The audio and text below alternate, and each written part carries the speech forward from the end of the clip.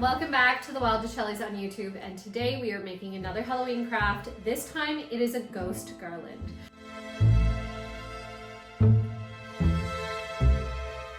So last year I saw one of these beautiful ceramic ghost garlands in a really high-end design store, and it was retailing for I think $120. And so I was like, you know, we could easily make those. So today we are putting everything together and we're going to make it. I made this last year. It was a huge hit. I've actually shared a photo on my stories recently and had a ton of questions asking where I got the garland from, and it is so simple to make. So I want to walk you through the process now. So all you're going to need is parchment paper to obviously roll the clay out in. You're going to want the air dry clay. I always use the Crayola. I get it from Michael's.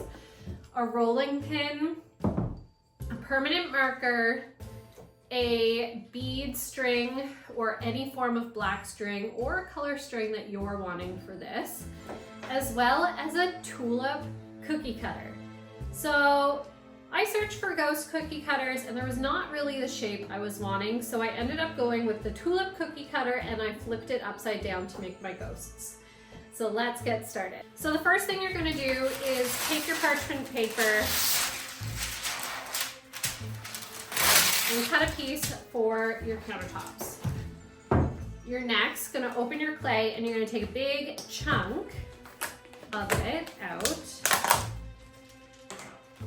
And this dries white, even though it looks quite gray in the bucket. So I'm going to say 10, maybe 12 ghosts. So I'm going to grab the amount I need. I'm going to say about half is what I'll start with, and we'll add more if we need to. So it's essentially like dough. It's quite cold. Mine was left out in the car, so I've got to work it a little bit. The other thing you might want to do is do a second layer of parchment paper over top of the clay. That way your rolling pin won't get stuck on the clay.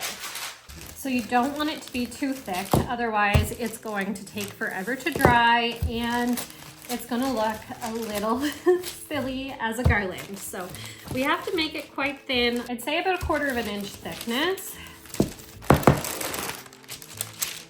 So yeah, that's a good thickness there for your ghosts. So next up, we take our tulip cookie cutter or our ghost, whichever you want to look at it as, and start cutting into the clay.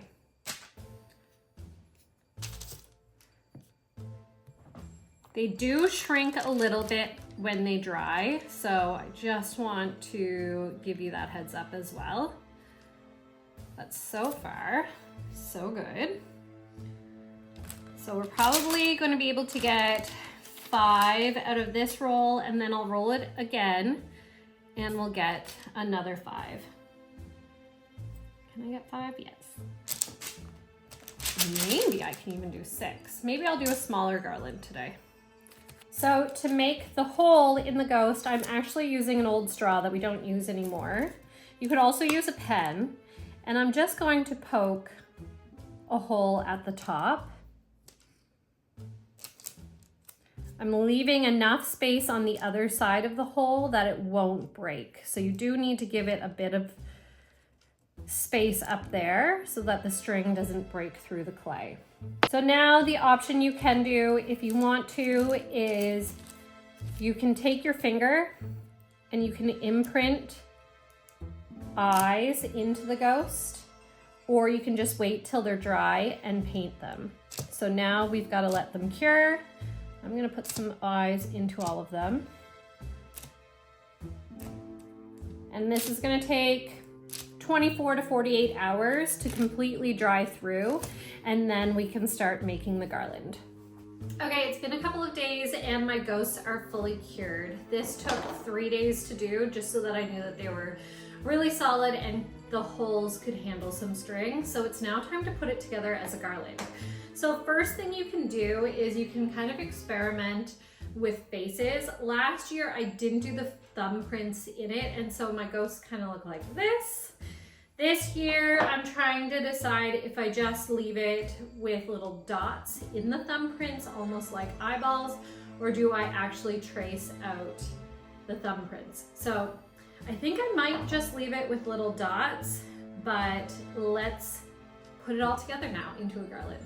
So what's fun about doing this on your own is you can actually make each eyes different. So for this one, just with a permanent marker, I'm going around and I kind of made them look like they were going sideways. Whereas this one, they're in the middle. I should actually make that one side a little bit bigger so they're more even.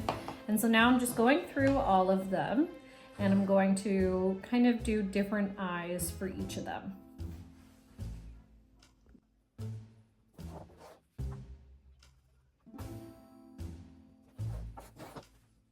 Decided to give them all little mouths. I think that looks super cute. It's time to put it all together into a garland. So I'm actually using bead landing. It's like a hemp cord. It was the only black cording I could find at the craft store, but I think this will do really well. This is something similar to what I used last year as well when I made these. So it's pretty simple. So I'm going to actually be using this triangle ruler. So this is going to be how I measure the space in between the ghosts. So I'm going to give it a bit of slack first before I add my first ghost. So I've got that. Literally just string it on, and then you're gonna tie the ghost where it is. Just one single slip knot will do. That way, if you need to spread them out on your mantle or wherever you're using them, you can undo and kind of move them around. I'm gonna give myself a whole bunch of string. I think my mantle's around 9 feet. So I'm gonna make sure I have at least 12 feet of string. Cut the end, and now we're gonna use this as kind of our marker. So it's a slower process. You thread your ghosts through. You can't thread them all through at once, unfortunately, otherwise you wouldn't be able to tie the knot. So I'm gonna thread it through. And then, like I said, I'm going to measure.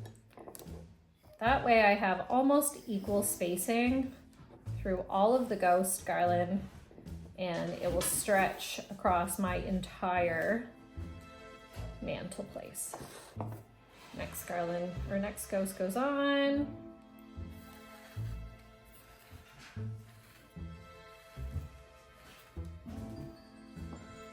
And if you want, you can have these ghosts closer. I just thought that this would be a really nice way and distance.